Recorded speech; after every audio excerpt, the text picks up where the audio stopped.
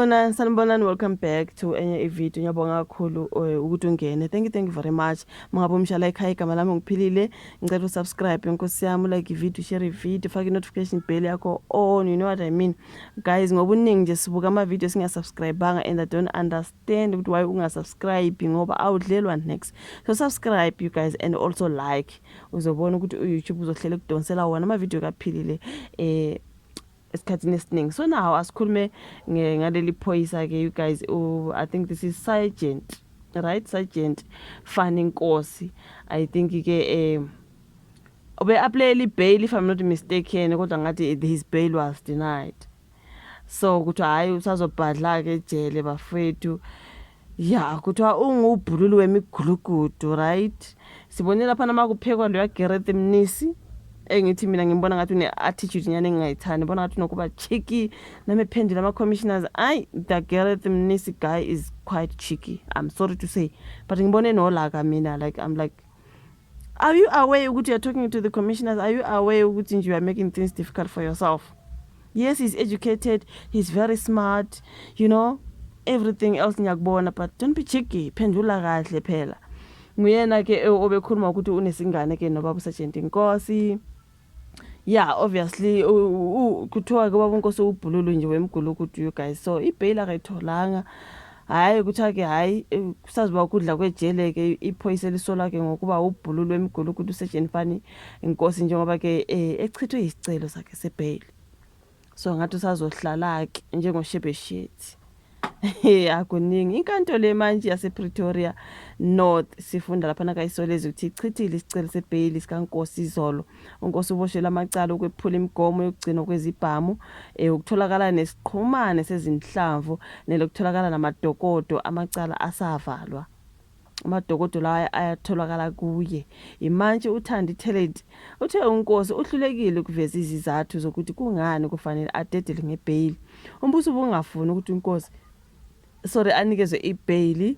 Usabela ukuthi angase abalekele icala njengoba ke ebukeka nokuthi ubona uNkosi ephephile ububeke nokuthi ke ubona uNkosi ephephile uma esejele kunokuba anikezwe ibail ngenxa yokuthi uzwana nemigulukudu engase ifune ukumenzakalisa uma enikezwa ibail.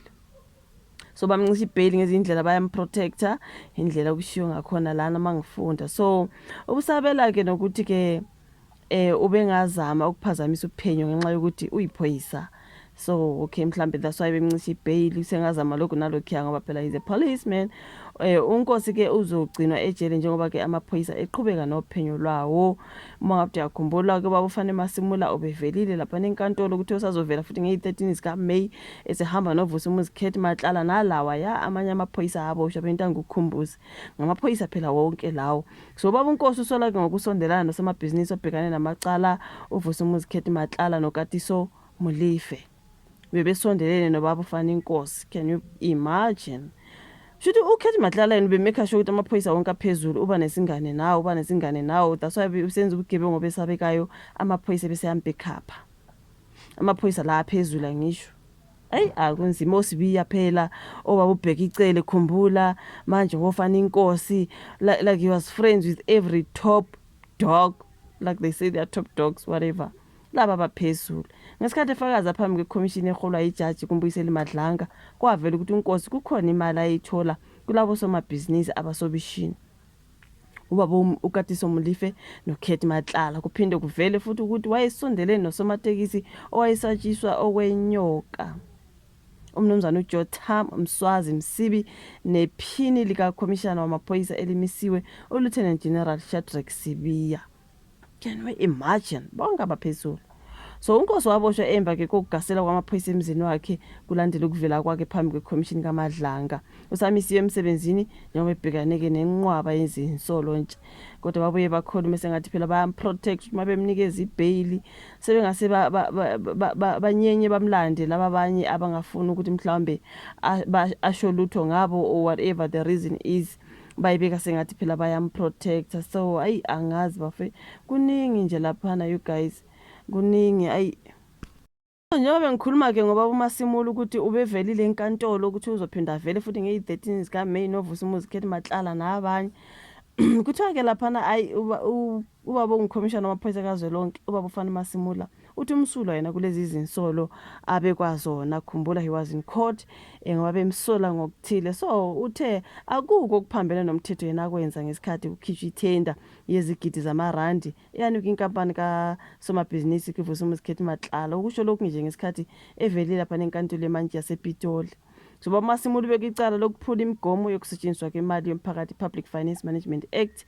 Inkampani kaMatlala ke yanikezwa ithenda lika 360 million khumbula, kodwa yabuye yahoxiswa ithenda emva kwezinsolo zokungalandelwa kwemigomo. So Baba Masimula uthe akalazi icala abekwalona, wathi ngiyazi ukuthi mina ngimsulwa, akuko okuphambene nomthetho engikwenzile mayesho enkantolo. Wathi ngizodedela inkantolo yenze umsebenzi wayo, kufanele engabe ngijaha izigebengu, kodwa ngilapha namhlanje ngibeka amacala ukuphula imigomo yokusetshenziswa kwemali. Akucaci ngekusasa lika Baba Masimula emaphoyiseni njengoba ke kukhona abafuna ukuthi amiswe emsebenzini. Sizwile ukuthi DA is pushing ubaba uCyril Ramaphosa ukuthi ke amise emsebenzini. So kuthiwa ukuthi njengoba kukhona abafuna amise emsebenzini bese kuqala uphenyo ngokuthi kufanele yini aqhubeke nokuphatha kulesi sikhundla sokuba yi-National Commissioner, right? Umongameli uCyril Ramaphosa waveza ukuthi uzonquma maduze ngodaba lukaBaba Masimula. Yena Masimula uyewatshela bezindaba ukuthi sebeke baluxoxa lolu daba ke nobaba uPresident uRamaphosa ukuthi ngeke ngihambe nginikela izwe lonke izinto engixoxa ngazo nobaba umongameli, ngizolinda isiphetho sezingxoxo. Mesho uthe unxuse amaphoyisa ukuthi aqhubeke nomsebenzi wawo engaphazanyiswa ukuboshwa kwakhe. Amaphoyisa awaqhubeke enza umsebenzi wawo, awaqhubeka asebenza ngokuzikhandla. Kungenzeka ukuthi ngiboshiwe njengamanje, kodwa bona kufanele baqhubeke nomsebenzi wabo. Ziningi izinto esizitholayo njengoba ke siphenya amacala ahleliwe, sisezithendeni zabantu abathinteka ebugebengwini. Sesiyazi ukuthi obani abenza ubugebengu obuhleliwe. Icala libhekene noMasimula liye lahlehliselwa ubani umhla ka-13 May njengoba bengishilo. So elibicala leli kaBaba Masimula liye lahlanganiswa nelinye elibhekane namaphoyisa athweswe amacala athinta ithenda efanayo. Labana baboshwe bebaningi khumbula, baphuma ngebhayili ngama amount ahlukahlukene. So uzobuya vele futhi ubaba Masimula nalawa amaphoyisa esebebuyela back enkantolo. So angu-12 asolwa ngokuhlanganyela futhi kuleli cala abhekane namacala ahlanganisa ukukhwabanisa, ukushushumbisa imali nokuphula imithetho yemali. So amaphoyisa ke phambilini anikezwe ibhayili ephakathi kuka 40,000 kusiya ku 80,000 njengoba bengishilo ukuthi kwaya ngokuhlukahlukana. Yayiphakathi ka 40,000 no 80,000 ibhayili yabo bonke nje, omunye I think omunye nomunye something like that. Kanti uMatlala naye ke uthweswe icala elithinta ithenda. Uzobuya vele nalezi izikhulu zamaphoyisa uma icala selibuyele enkantolo.